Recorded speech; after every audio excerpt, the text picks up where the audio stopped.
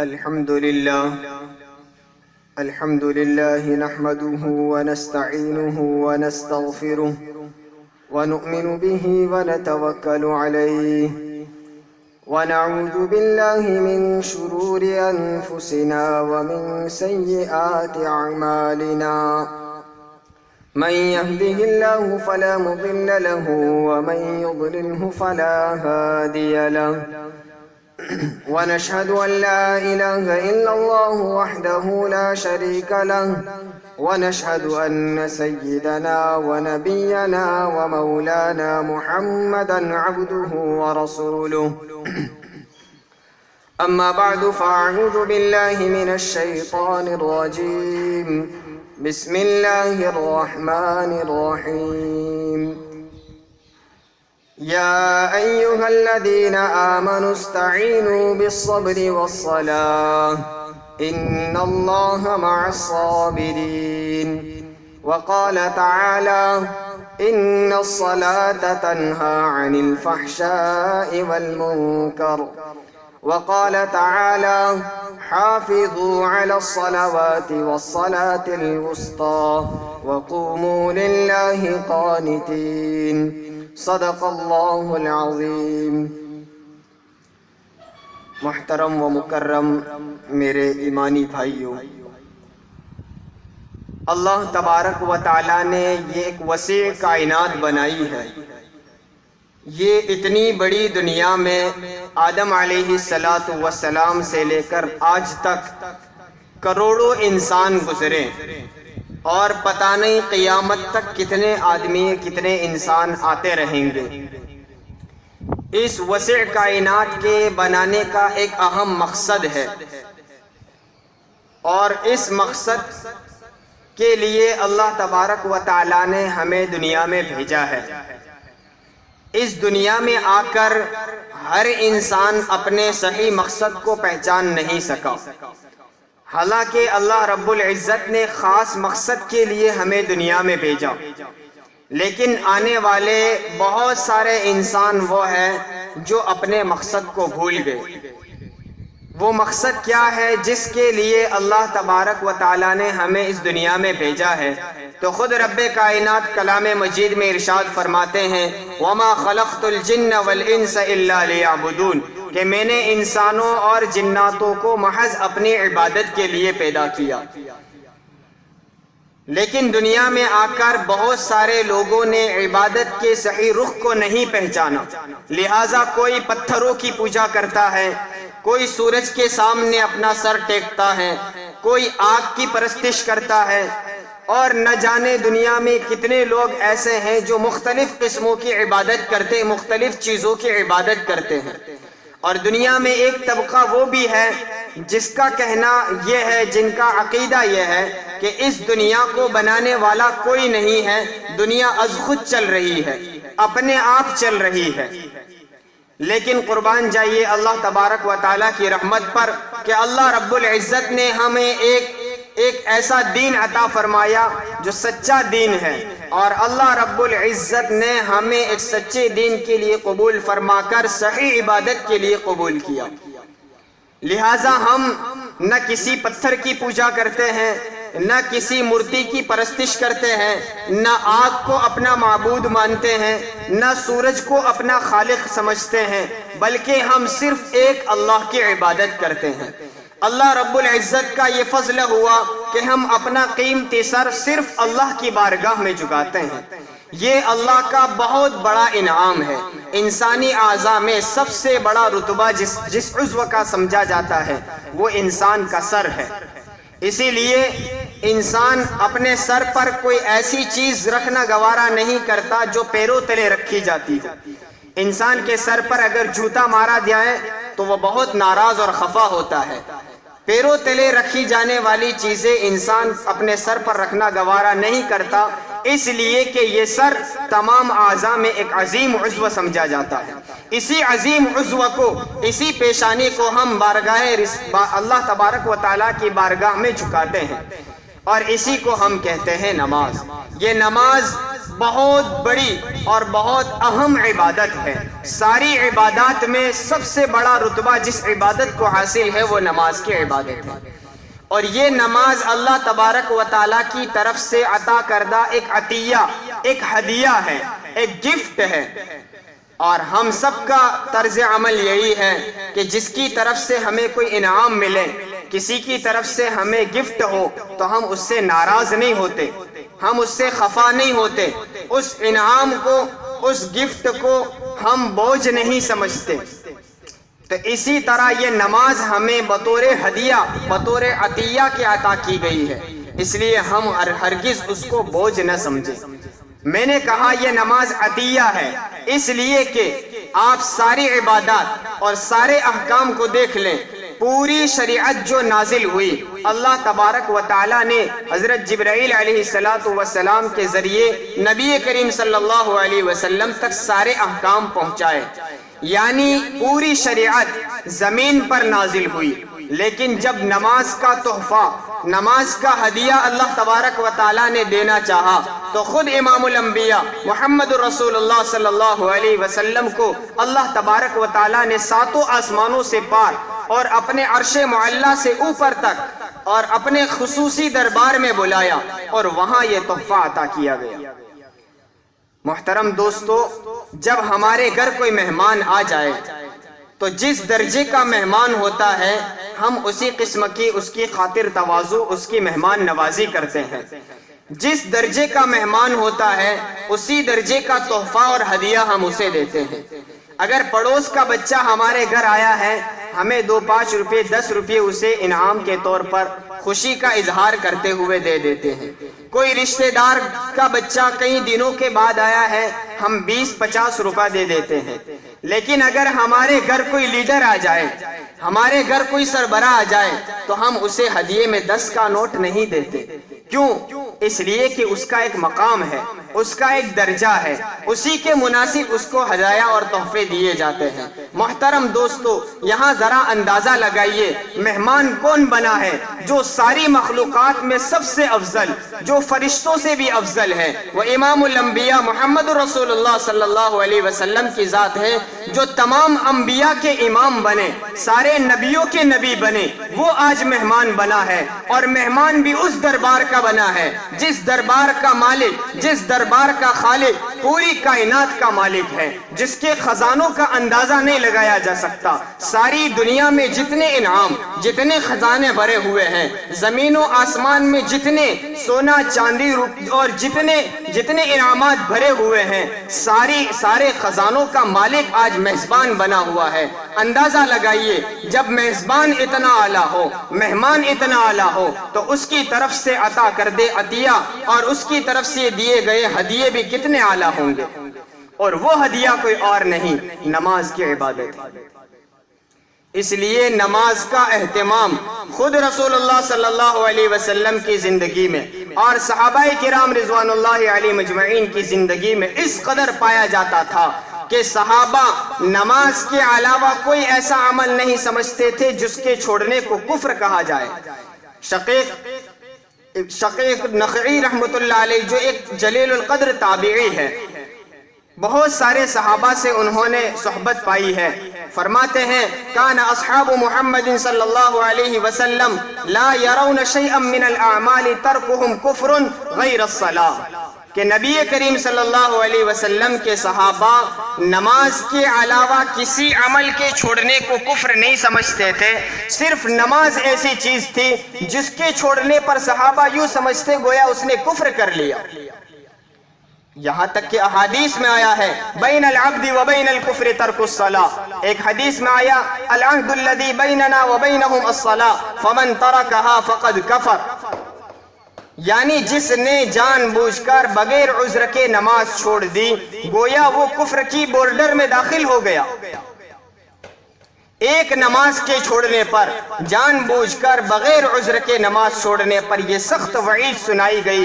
محترم دوستو، ہم اپنے معاشرے پر نظر دوڑائیں، ارے معاشرہ کیا، خود ہم اپنی ذات پر اپنی زندگی پر نظر دوڑائیں، ہماری کتنی نمازیں بغیر عذر کے بلا وجہ معمولی بہانے پر چھوٹ جاتی ہے۔ صحابہ کرام رضوان اللہ علیہم اجمعین تو بڑی بڑی بیماریوں میں بھی نماز کو چھوڑنا گوارا نہیں کرتے تھے، چاہے ہمارے اعضاء شل ہو جائے، چلنے کی طاقت نہ ہوتی، اس کے باوجود بھی نماز کا اتنا اہتمام کہ دو آدمیوں کے کندھوں پر سہارا دے کر مسجدوں میں آتے اور صف میں انہیں داخل کر دیا جاتا اور وہ نماز پڑھتے تھے۔ ابن مسعود رضی اللہ تعالیٰ عنہ کی روایت میں موجود ہے، فرماتے ہیں کہ اللہ کے رسول صلی اللہ علیہ وسلم کے زمانے میں ہم نے نماز چھوڑنے والا کسی کو نہیں دیکھا سوائے اس شخص کے جس کا نفاق کھلم کھلا ہوا کرتا تھا، جو علانیہ نفاق منافق ہوتا تھا۔ نبی کریم صلی اللہ علیہ وسلم کے زمانے میں ایک طرف تو سچے مسلمان بھی تھے، دوسری طرف ایک طبقہ وہ تھا جو اپنے آپ کو مسلمان کہا کرتا تھا لیکن ان کے دلوں میں کفر ہوتا، وہ اپنے نام سے اور اپنی رہائش سے، اپنے طور و طریق سے یہ ظاہر کرتے کہ ہم مسلمان ہیں لیکن چپکے کفر بھی کیا کرتے۔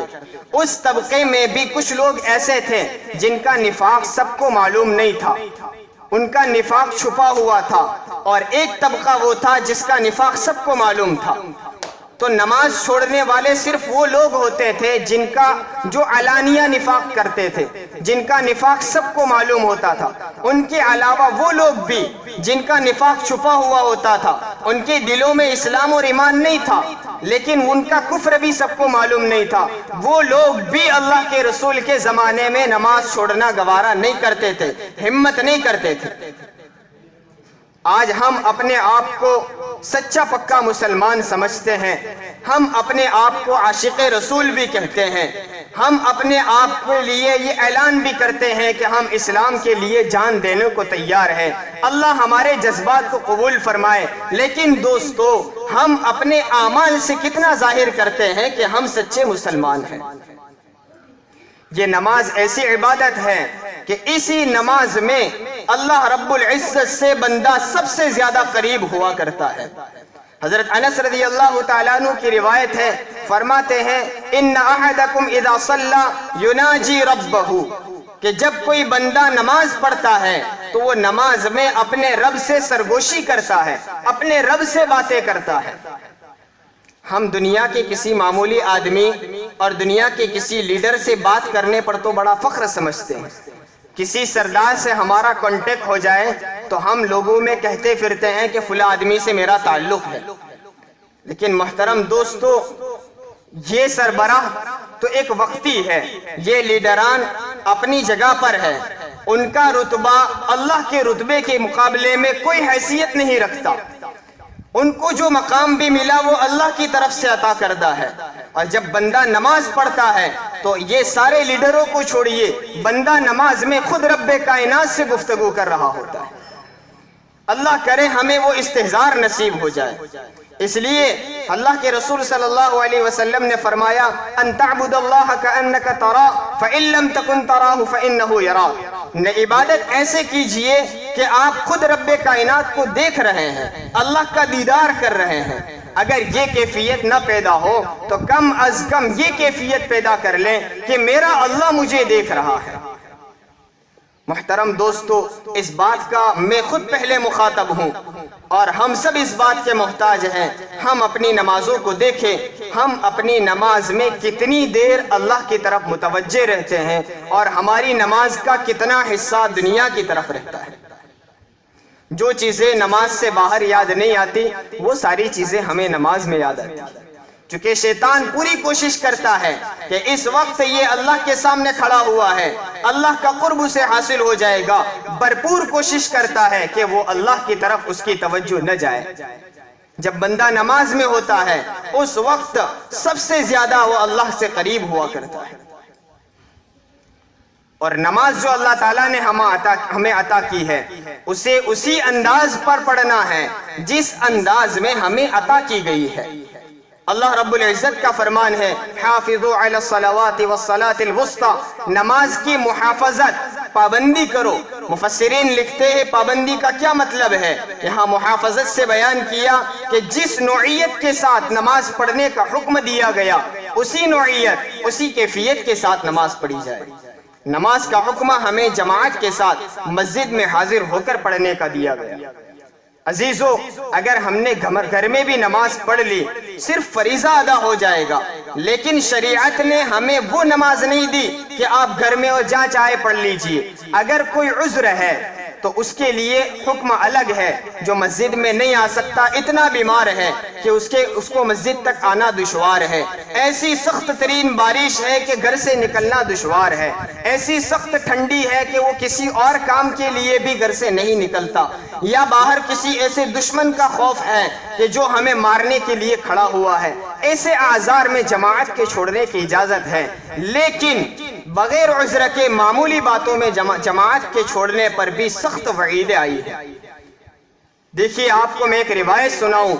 اس سے پہلے ہم سب جانتے ہیں کہ اس امت کے لیے سب سے زیادہ رونے والے، اس امت پر سب سے زیادہ شفقت کرنے والے، اور اس امت کے خاطر فاقوں پر فاقے برداشت کرنے والے، اس امت کے خاطر اپنی ساری زندگی جہاد میں، اسفار میں، لوگوں کی منت سماجت کرنے میں گزارنے والے، اس امت کے خاطر رات رات اللہ کے دربار میں سر ٹیک کر رات رات رونے والے امام الانبیاء محمد الرسول اللہ صلی اللہ علیہ وسلم سے بڑھ کر کوئی نہیں۔ اس امت کا سب سے زیادہ شفیق بندہ اللہ کا رسول صلی اللہ علیہ وسلم فرماتے ہیں کہ دیکھیے، اللہ کے رسول رحمت للعالمین ہے، اس کے باوجود فرماتے ہیں میرا جی چاہتا ہے کہ میں کسی کو حکم دوں کہ وہ جنگل سے لکڑیاں لا کر جمع کرے، پھر میں کسی کو حکم دوں کہ وہ لوگوں کو نماز پڑھائے، پھر وہ رحمت للعالمین صلی اللہ علیہ وسلم فرماتے ہیں میرا جی چاہتا ہے میں لوگوں کے گھروں میں جاؤں، اور جو لوگ مسجد میں حاضر نہیں ہوتے ہیں، جو لوگ جماعت کی نماز میں شریک نہیں ہوتے ہیں، رحمت للعالمین صلی اللہ علیہ وسلم فرماتے ہیں میرا جی چاہتا ہے ان کے گھروں کو جلاؤ۔ ایک روایت سے پتا چلتا ہے اللہ کے رسول نے فرمایا کہ اگر مجھے ان کی عورتوں اور بچوں کا خوف نہ ہوتا تو میں ان کے گھروں کو جلا دیتا۔ دیکھیے، ایک طرف رات رات اس امت کے لیے رو رہے ہیں، دوسری طرف جماعت کے چھوڑنے پر اتنا غصہ، اتنی ناراضگی کا اظہار کرتے ہیں کہ کہہ رہے ہیں جی چاہتا ہے ان کے گھروں کو جلا دیا جائے۔ کیونکہ جو بندہ نماز نہ پڑھے گویا اس کو اللہ کی زمین پر رہنے کا حق نہیں۔ اسی لیے تو کہا بین العبد و بین الکفر ترک الصلاۃ، بندے اور کفر کے درمیان صرف ایک آڑ ہے تو وہ نماز ہے۔ اس لیے دوستو، آج اسی مجلس سے ارادہ کر کے اٹھیں کہ انشاءاللہ آج سے، ابھی سے موت تک ہماری ایک بھی نماز قضا نہیں ہوگی۔ کہیے انشاءاللہ۔ محترم دوستو، نماز کے ترک پر ائمہ کرام محدثین نے بھی سخت اقوال بیان کیے ہیں۔ بعض ائمہ کے نزدیک تو نماز چھوڑنے والے کو کافر کہا گیا۔ امام احمد رحمۃ اللہ علیہ فرماتے ہیں جس نے جان بوجھ کر بغیر عذر کے نماز چھوڑ دی کافر ہو گیا، مرتد ہو گیا، اور مرتد کا حکم قتل ہے۔ لہٰذا اگر اسلامی حکومت ہے، حاکم وقت کو چاہیے اسے قتل کر دے۔ امام مالک، امام شافعی رحمۃ اللہ علیہ فرماتے ہیں اگر وہ مرتد تو نہیں ہوا لیکن اس کا جرم اتنا سخت ہے کہ حاکم وقت اسے قتل کر سکتا ہے۔ ہم جس مسلک پر چلتے ہیں، امام ابو حنیفہ رحمۃ اللہ علیہ فرماتے ہیں جس شخص نے جان بوجھ کر بغیر عذر کے نماز چھوڑ دی، حاکم وقت کو چاہیے اسے پکڑ کر جیل میں بند کر دے، قید کر دے، اور کب تک قید رکھے؟ یہاں تک کہ وہ سچی پکی توبہ کر کے نماز کا پابند بن جائے یا پھر اس کا جنازہ جیل سے اٹھے۔ اتنے سخت اقوال اپنی طرف سے بیان نہیں کیے، ان ائمہ نے قرآن و حدیث میں دیکھا کہ نماز کی کتنی تاکید آئی ہے۔ محترم دوستو، ہم اس بات کو ضرور تسلیم کرتے ہیں کہ ہمارے علاقے میں اور ہمارے شہر میں الحمدللہ الحمدللہ نماز کا کچھ نہ کچھ اہتمام ضرور ہے، ہر بستی میں، ہر محلے میں، اور اب تو دیہاتوں میں، باڑیوں میں، سب جگہ مسجدیں، مدرسے قائم ہو چکے۔ لیکن محترم دوستو، ہمیں اس بات پر اکتفا نہیں کرنا ہے، ہمیں اپنی بستی کا اندازہ لگانا ہے۔ میری بستی میں 500 آدمی، 1000 آدمی نوجوان رہتے ہیں، بالغ مرد رہتے ہیں۔ میری مسجد میں فجر کی نماز میں کتنے افراد ہوتے ہیں؟